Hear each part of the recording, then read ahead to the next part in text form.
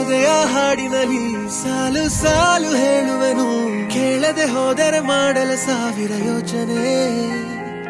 ಕಣ್ಣ ತುದಿಯ ಓರೆಯಲಿ ಚೂರೆ ಚೂರು ನಾಚುವನು, ಸಾಲದೆ ಹೋದರೆ ನೀಡಲು ಸೋಲುವ ಸೂಚನೆ.